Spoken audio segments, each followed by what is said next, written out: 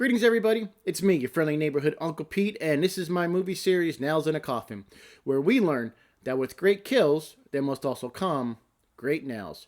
We're continuing our trip through Texas, and today we're going to talk about Leatherface, Texas Chainsaw Massacre Part 3, which came out in 1990. And this movie is a direct sequel to the first Texas Chainsaw Massacre, ignoring the events that took place in Part 2. It was directed by Jeff Burr, who also directed Stepfather 2, which starred Caroline Williams, who played Stretch in Texas Chainsaw Part 2.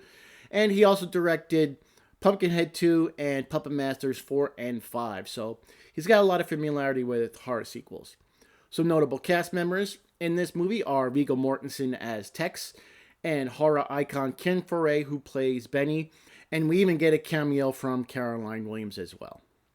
I've covered the first two movies, and Part 1 had an average Nails in the Coffin rating of 1.4, and Part 2 had an average Nails in the Coffin rating of 1.8. Sit back, relax, keep those chainsaws running, and let's put some nails in the coffin for Leatherface, Texas Chainsaw Massacre Part 3. We do have a kill at 1 minute into the movie, but it was off screen and we really don't see any of the circumstances that led up to the girl's death, so we're not going to be able to rate it. However, during the opening credits, there's a really cool montage scene of Leatherface making a skin mask. And to me, this was very reminiscent of watching Freddy Krueger build his glove in the first Nightmare on Elm Street. We're then introduced to our two main characters, Michelle and Ryan. They're a couple driving through Texas on the way to Florida to drop the car off at Michelle's dad's. They're bickering most of the time, so you can pretty much tell this couple is on the verge of a breakup. We later on see them at nighttime, and they're stopped at a crime scene talking to the local law enforcement. And this is where we get our cameo by Caroline Williams, who is playing a local reporter. Michelle and Ryan stop at Last Chance Gas, where we meet Alfredo, who works at the gas station, and local drifter Tex, who is currently hitchhiking. Michelle goes to use the restroom, and Alfredo is peeping in on her, which is really creepy and gross. And while this is happening, Tex is talking to Ryan outside, and Tex is trying to convince Ryan that he should take this shortcut, that it's a much quicker route to get where they are going. Ryan doesn't want to take the shortcut, so he kind of leaves it at that. Short while later, we see that Tex actually catches Alfredo peeping on Michelle, and he stops him. Alfredo gets really upset and embarrassed. He grabs a shotgun, and he chases off Michelle and Ryan while Tex is staying back. They're driving away, and Ryan is looking through the back window, and he sees Alfredo shoot Tex. Holy fuck, he dusted him! What happened? Dusted who? The cowboy! He shot the cowboy! What? Then Ryan actually tells Michelle to take the shortcut that Tex was telling him about, and they decide not to go to the cops and take the shortcut staying off the main road. I guess Ryan kind of earned some respect or trust with Tex since Tex caught Alfredo peeping in on Michelle. Shortly after Michelle and Ryan drive away, it's nighttime and they find out that they're being chased by somebody in a pickup truck. Michelle and Ryan are freaking out. They're really upset. They're not sure what to do. And the pickup truck eventually pulls up alongside of them and throws a dead fox onto their windshield, which causes Michelle to pull over to the side of the road, and they wind up blowing a tire. And by the way, Michelle and Ryan are pretty much insufferable in this movie. You can tell that they just do not like each other anymore. While Ryan is just finishing up changing the tire, they're attacked by Leatherface, and we see that common horror trope where the car doesn't start when you absolutely need it to. But they're able to get the car started, and they just make it away from Leatherface. Now, since they were changing the tire when Leatherface attacked them, Ryan didn't get a chance to tighten down the lug nuts on the wheel, and this is the time that he chooses to argue with Michelle about pulling over to the side of the road so he can tighten the lug nuts, and they're bickering back and forth on this. We're gonna lose a tire. You have to pull over so I can fix it. I'm not stopping. Well, before Michelle has a chance to pull over to the side of the road so Ryan can tighten down the lug nuts, we meet Benny, played by Ken Foree, and he's driving along the same road that Michelle and Ryan are. Tex jumps out into the middle of the road, which causes them to swerve, and there's a big crash causing Michelle and Ryan to pull over to the side of the road and crash. And Benny crashes as well in his truck. After the crash, Benny is trying to help Michelle and Ryan tells him that they were attacked by somebody with a chainsaw. Benny goes up to the road to go see what he can do about his truck that's turned over, and we meet Tinker. Tinker's on the side of the road with his tow truck. He's trying to help Benny out, but Benny's kind of suspicious with him, and then Benny sees a chainsaw in the back of Tinker's truck, so he knows this is trouble. Benny goes to his turned over vehicle to go get his rifle. Tinker's kind of watching this, and then Tinker eventually tries to run Benny over while he's trying to get his gun ready. After Benny avoids being run over by Tinker, he meets Leatherface and they have a short fight. Benny is able to survive this fight with Leatherface due to a distraction from Sarah. Sarah is another victim of the Sawyer family who is actually able to get away. She did this when we actually saw that first kill take place at just 1 minute into the movie. We get our first on-screen kill at 44 minutes in, and it is Sarah. She's walking in the woods, and Leatherface is stalking her. He's able to catch up to her. He grabs her by the throat, pushes her against a tree, and kills her with his chainsaw.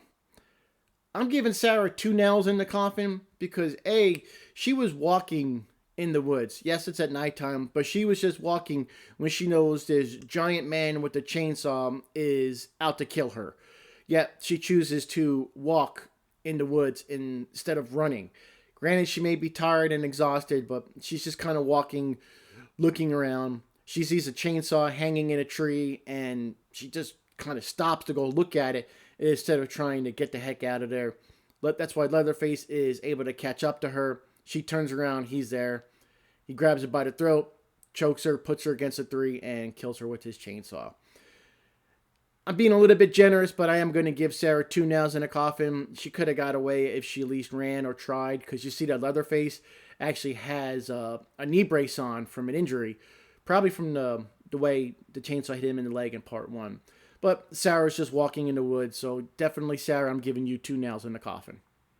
After Sarah is killed, we see Michelle and Ryan going through the woods.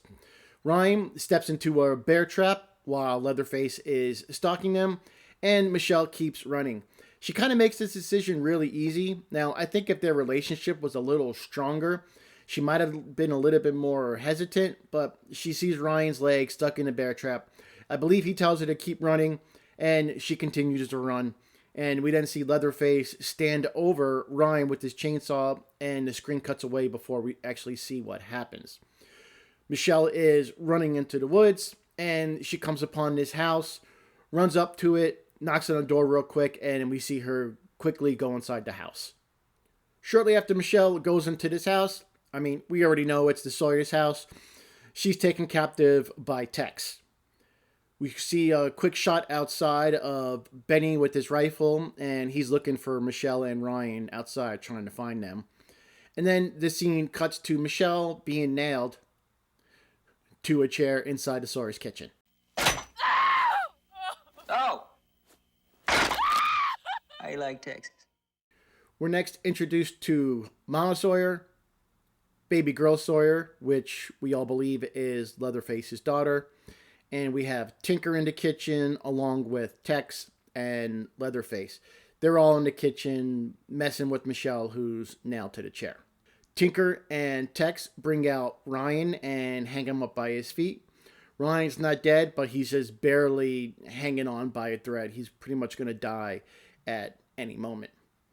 Tex and Tinker give Leatherface this beautiful chainsaw as a present. And then a short while later, Tex pulls on this lever, which releases a sledgehammer, swinging down, hitting Ryan in the head, and killing him. Ryan officially dies an hour and 2 minutes into the film, and I'm going to give him 1 nail in a coffin, and that's for a few reasons. Mainly, it's because he decided to take the shortcut that Tex told him to take. Take the Cowboys route. What are you talking about? What route? Turn right. Go, go, go! Now, granted, he may have earned some trust for Tex since Tex tried to help them when Alfreda was peeping in on Michelle, but they still shouldn't have taken that shortcut given to you by a stranger getting off the main road and not staying on the main road so you can go find the cops since you thought you had witnessed a murder. Also, if Ryan wasn't thinking straight, it's because he took drugs from a stranger.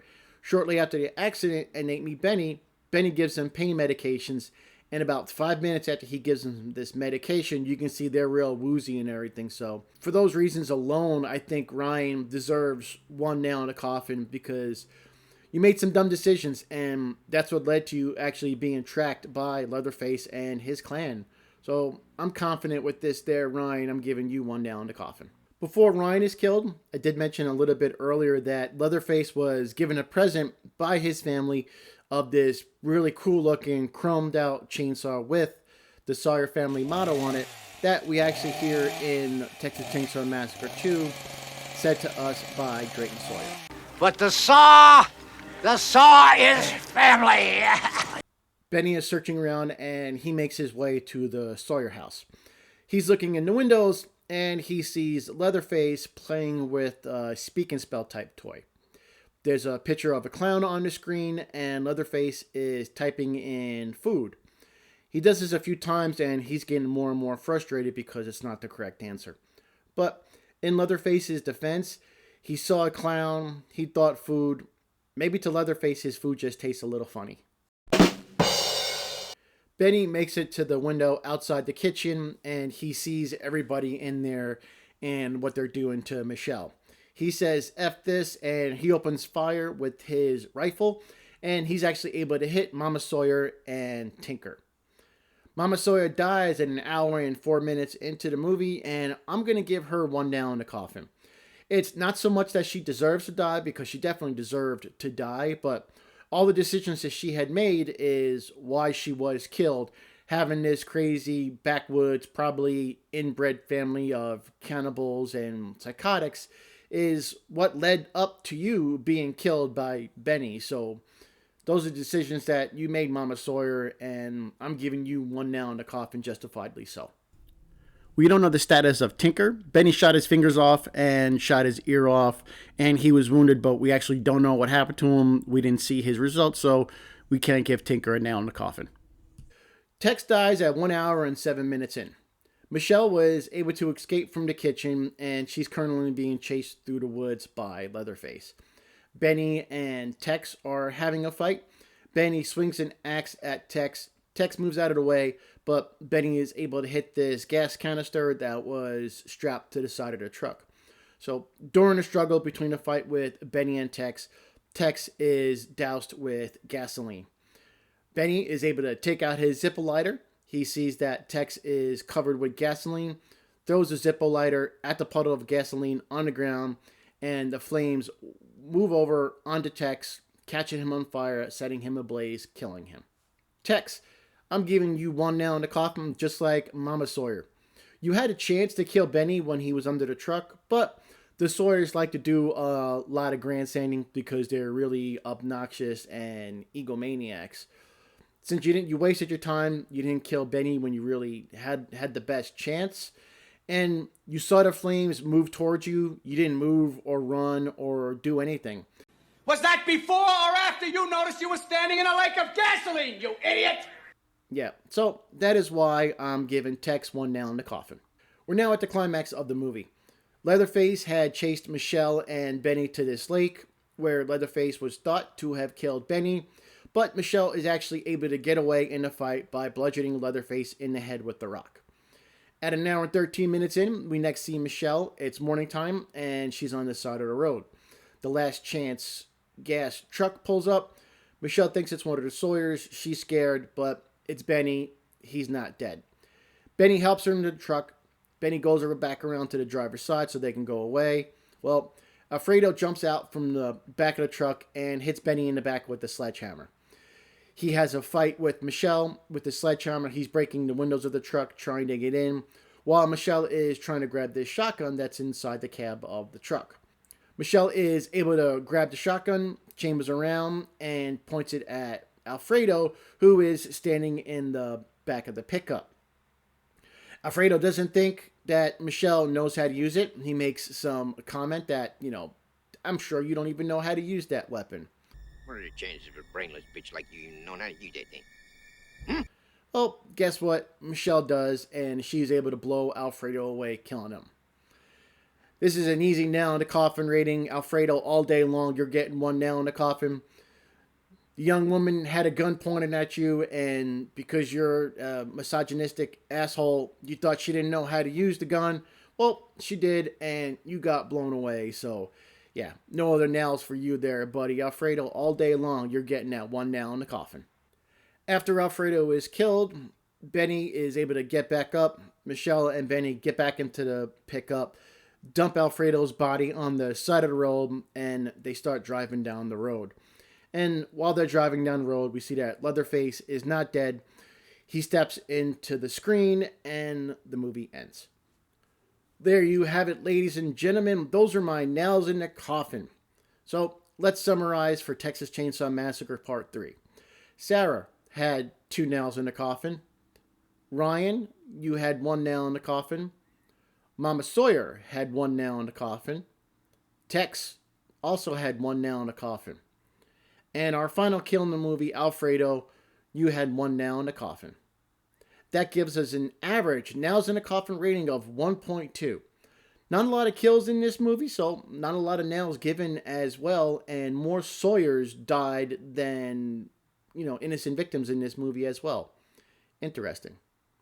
So, here are the average nails in the coffin ratings for the first 3 Texas Chainsaw Massacre movies. The first Texas Chainsaw Massacre had an average of 1.4 nails in the coffin. The second Texas Chainsaw Massacre had an average of 1.8 nails in the coffin. And we just found out that Texas Chainsaw Massacre Part 3 had the lowest nails in the coffin average so far with 1.2. So, how do you think Part 4 is going to compare to the rest of the series covered? Well, find out next Friday when I talk about Texas Chainsaw Massacre Part 4, The Next Generation. If you haven't already, if you can please like, comment, and hit that subscribe button down below. I'd really appreciate it. It does mean a lot. Also, and if you haven't already, share this video out. See if other people may like it. Go ahead and share it. I'd love it if you did. Everybody, stay safe, stay happy, stay healthy. I'm your friendly neighborhood Uncle Pete. And remember that with great kills, there must also come great nails.